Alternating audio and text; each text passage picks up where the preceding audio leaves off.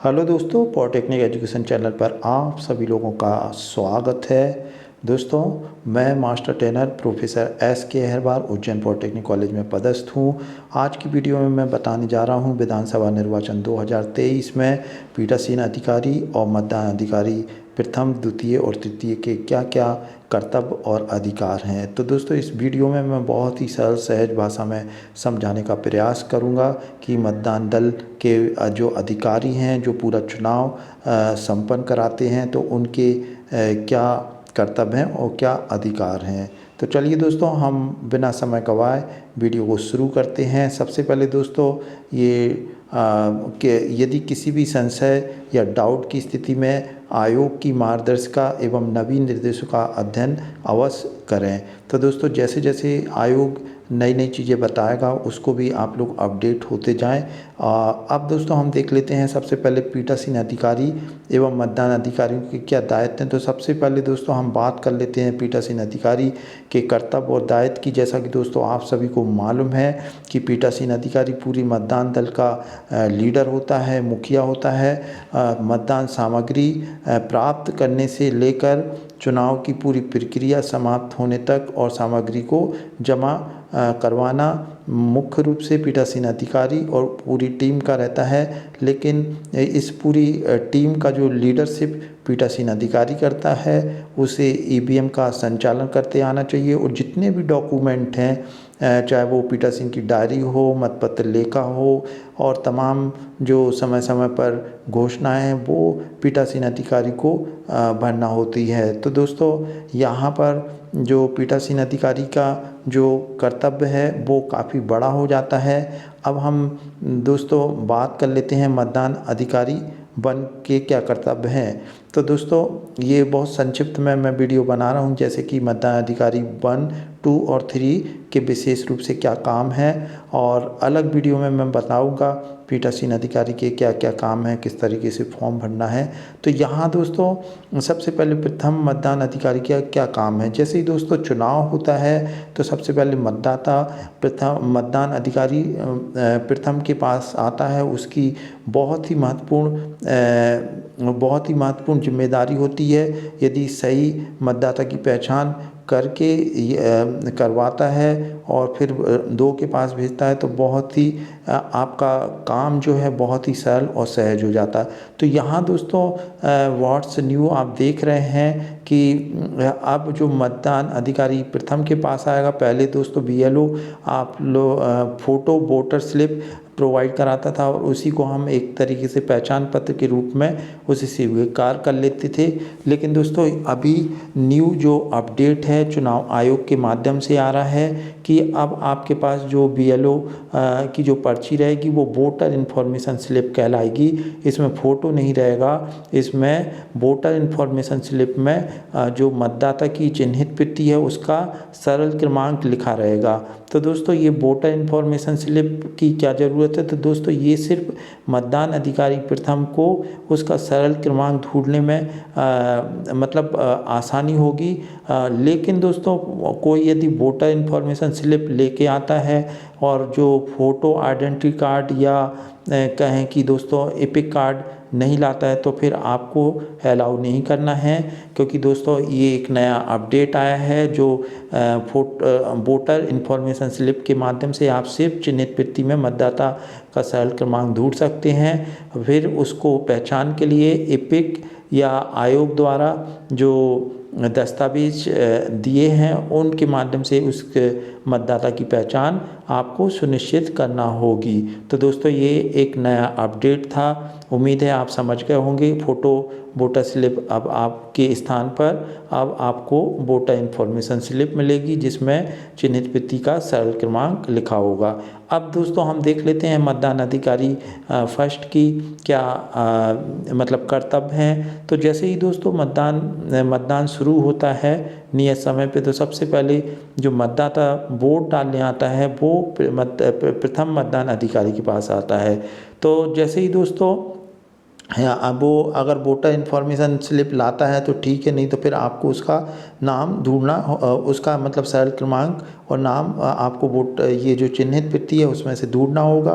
तो दोस्तों जैसे ही आप उसका जो सरल क्रमांक है चिन्हित प्रति में से ढूंढ लेते हैं तो सबसे पहले दोस्तों आपको उसका नाम, पिता का नाम और सरल क्रमांक जोर से बोलना है ताकि वहाँ बैठे हुए एजेंट सुन लें। और एक बार जैसे ही पहचान सुनिश्चित हो जाती है कि जो व्यक्ति मतदान देने आया है वो बिल्कुल सही व्यक्ति है, और तो जैसे ही पहचान सुनिश्चित होती है तो आपको उसका एपिक कार्ड और अन्य दस्तावेज की जांच करने के बाद दोस्तों आपको जो यदि पुरुष आया है तो दोस्तों इस तरीके से आपको करना है। यहाँ देख पा रहे हो कि जो पुरुष मतदाता आएगा तो आपको ये डायगोनली एक लाइन खींचना है पुरुष के लिए। यदि कोई महिला आती है तो दोस्तों महिला के लिए आप, यदि वो शादीशुदा है तो पहले महिला का नाम, फिर पति का नाम और सरल क्रमांक जोड़ से आपको बोलना है। इसमें दोस्तों क्या है कि महिला के केस में आपको डायगोनली लाइन तो खींचना है और जो सरल क्रमांक रहेगा उस पर आपको सर्कल करना है। जैसे मान लो 212 अगर उसका सरल क्रमांक है तो आपको इसका सर्कल करना है। अब दोस्तों थर्ड जेंडर के लिए क्या होगा दोस्तों, तो थर्ड जेंडर के लिए जो अन्य में आएंगे, जो महिला भी नहीं है पुरुष भी नहीं है, यदि कोई मतदान करने आता है तो आपको डायगोनल लाइन खींचने के साथ साथ आपको जो सरल क्रमांक है वहाँ स्टार बनाना है। तो स्टार किस तरीके से, यूँ अगर आप ट्रायंगल बना देंगे और इसका उल्टा तो ये एक तरीके से स्टार बन जाएगा। तो दोस्तों ये आपको करना है। यहाँ एक बार हम और देख लेते हैं क्या लिखा हुआ है। तो दोस्तों ये आपके मतदान अधिकारी बन के ये कर्तव्य हैं। यहाँ दोस्तों कुछ स्पेशल कंडीशन भी आ जाती हैं, जैसे कि एपिक, जैसे कि दोस्तों प्रॉक्सी वोटर आएगा तो प्रॉक्सी वोटर के लिए सेकंड जो मतदान अधिकारी सेकंड है उसके लिए क्या क्या करना होगा वो मैं आपको बताऊंगा। तो यहाँ दोस्तों आप जो मतदान अधिकारी वन है उसके मैंने आपको कर्तव्य बता दिए। यहाँ आप दूसरा सेकंड का देख लेते हैं।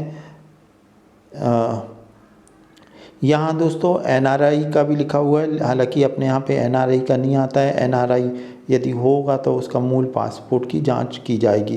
तो यहाँ दोस्तों अब हम देख लेते हैं, ये दोस्तों यहाँ पे चिन्हित प्रति में, यदि आपकी चिन्हित प्रति में इस तरीके का कुछ लिखा है, जैसे कि यहाँ पे आप देख रहे हैं पोस्टर बैलेट, तो ये मतदाता को आपको वोट कास्ट नहीं कराना है, या डिलीटेड लिखा है तो नहीं कराना, या ईडीसी लिखा है तो आपको नहीं कराना है।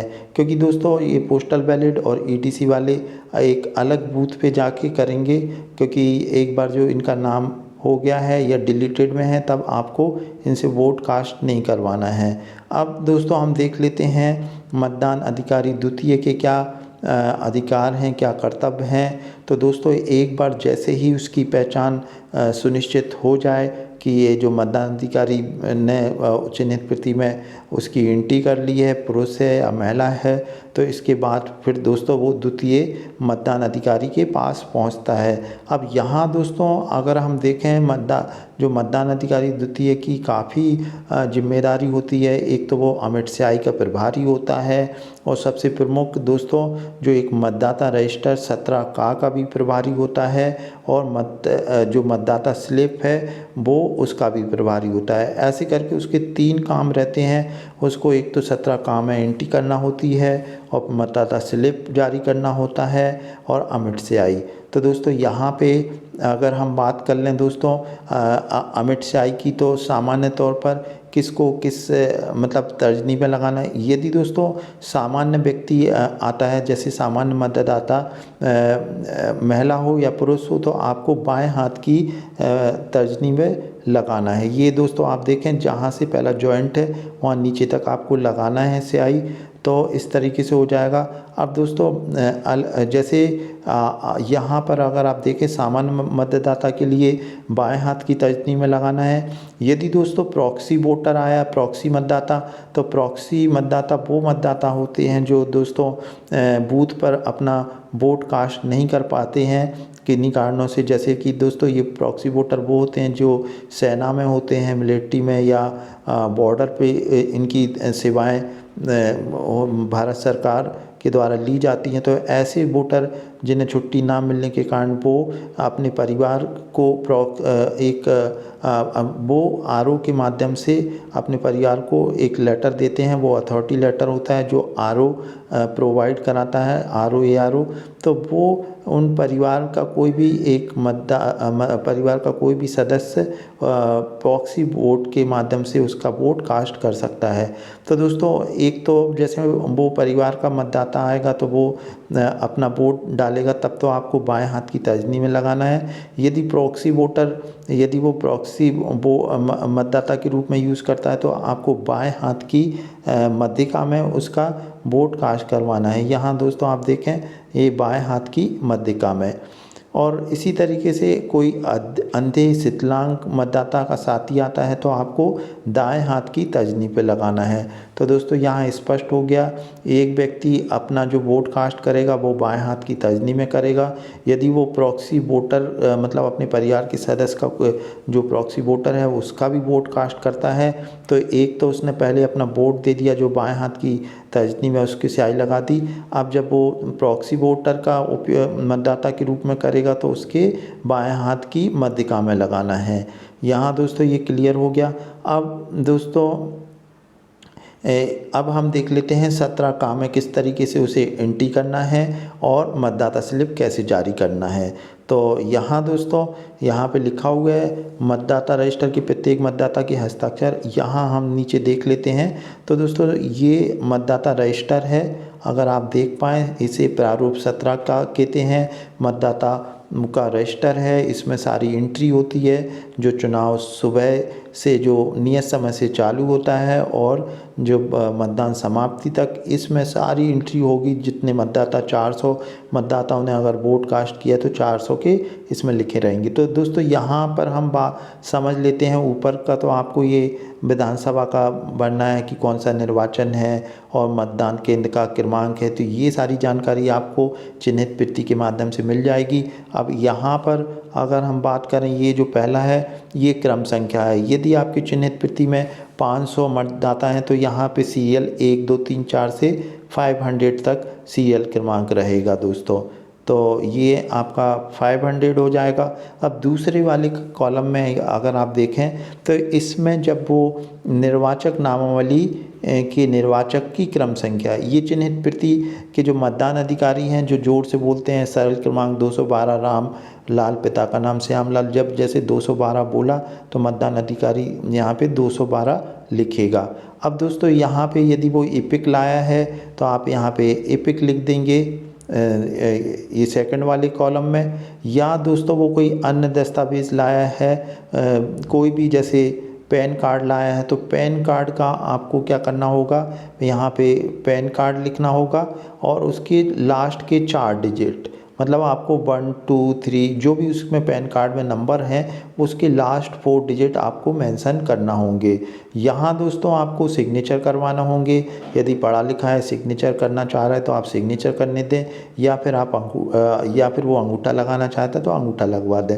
रिमार्क में दोस्तों ये इस तरीके के रहेंगे, जैसे मान लो प्रॉक्सी वोटर है तो आपको उसका जो सरल क्रमांक के साथ साथ उसमें आपको यहाँ पे पीबी भी लिख दें ताकि पता चल जाए। यहाँ पे भी लिख दें पीबी में कि प्रॉक्सी वोटर कितने हैं। अगर कोई ईडीसी के माध्यम से डाल रहा है तो रिमार्क में ईडीसी डाल दें। या फिर जैसे दोस्तों कुछ कंडीशन ऐसी भी आती हैं कि जैसे वोट देने से इनकार कर दिया, उसने मत देने से इनकार किया, तो आपको रिमार्क में लिखना पड़ता है कि मतदाता ने मत देने से इनकार किया। पीटरसन सिग्नेचर कर देते हैं उस पर। यदि वो मतदाता सिग्नेचर करता है तो उसके भी करवा सकते हैं। या फिर दोस्तों एक ऐसी भी कंडीशन आती है कि जैसे वो मतदान में किसी भी तरीके से गोपनीयता भंग कर रहा है तो पीठासीन अधिकारी के पास पावर होता है कि वो उसे वोट देने से वंचित करे। तब भी आपको यहाँ पे लिखना पड़ता है कि वोट देने से वंचित किया गया और सिग्नेचर पीठासीन अधिकारी और मतदान अधिकारी बन भी कर सकता है। अब दोस्तों एक और कंडीशन क्या होती है, टेस्ट वोट। तो टेस्ट वोट का बिल्कुल सिंपल वही रहेगा। यहाँ पे रिमार्क में टेस्ट वोट लिख दें। जो भी जैसे चिन्हित प्रति में रामलाल अगर टेस्ट वोट कर रहा है तो उसकी जो भी सरल क्रमांक है यहाँ पे आ जाएगा और टेस्ट वोट यहाँ पे लिख दें आप। टेस्ट वोट जिसका टेस्ट वोट कर रहे हैं। और यहाँ पर दोस्तों जिसका भी टेस्ट वोट हुआ है उस का आपको यहाँ पे मेंशन करना है। और इसमें जो भी टेस्ट वोट निर्वाचक के अंगूठे तो सेम उसी के ही होंगे जैसे रामलाल ने पहले दिया, और उसने अगर टेस्ट वोट का चैलेंज करा है तो अगर टेस्ट वोट पड़ा है तो उसी के ही सेम सिग्नेचर होंगे, दस्तावेज भी सेम होंगे। यहाँ दोस्तों 17 का की बात कर ली। अब मतदाता पर्ची में देखें दोस्तों तो मतदाता रजिस्टर कॉलम 1 के अनुसार तो दोस्तों यहाँ पर अगर देखें सरल क्रमांक जो है 17 का जो 1 2 3 4 से, और चिन्हित प्रति में निर्वाचन नामावली की सरल क्रमांक। तो यहाँ पे जो 17 का में जो भी नंबर है, जैसे मान लो कॉलम 1 में पहले नंबर पे आया या दूसरे नंबर का, तो ये यहाँ पे इसका ये होगा। दूसरा यहाँ दोस्तों मैं आपको बता देता हूँ कॉलम नंबर 1 मतदाता रजिस्टर का ये है कॉलम 1, तो ये कॉलम 1 है और ये कॉलम 2 है। तो यहाँ पे जो भी नंबर का, जैसे मान लो 10 नंबर का आया उसका सरल क्रमांक ये है, तो बस ये 2 चीज़ें आपको लिखना होंगी। तो 2 चीज़ें आप कैसे लिखेंगे, ये मतदाता रजिस्टर जो आपके पास मतदान अधिकारी 2 के पास होता है तो वो इसमें से देख लेगा सरल क्रमांक, और यदि चिन्हित प्रति का सरल क्रमांक यदि आप भूल जाएं तो आप मतदान अधिकारी 1 से पूछ सकते हैं, और यहाँ पे इनिशियल आपको साइन करना है। तो इस प्रकार से जो मतदाता अधिकारी 3 के काफ़ी काम रहते हैं, अमिट स्याही लगाना, मतदाता पर्ची इशू करना और मतदान रजिस्टर 17 का में एंट्री करना। अब हम मतदान अधिकारी 3 के कर्तव्य देख लेते हैं। तो सबसे पहले दोस्तों जैसे ही वो आता है मतदान अधिकारी 3 के पास तो आपको अमिट स्याही की जांच करना है, और जो मतदाता स्लिप है जो मतदान अधिकारी 2 ने दी है उसे आपको प्राप्त करना है, उसे एकत्रित करना है, सुरक्षित रखना है। इसके बाद फिर कंट्रोल यूनिट का मतलब बैलेट यूनिट इशू करना है। तो बैलेट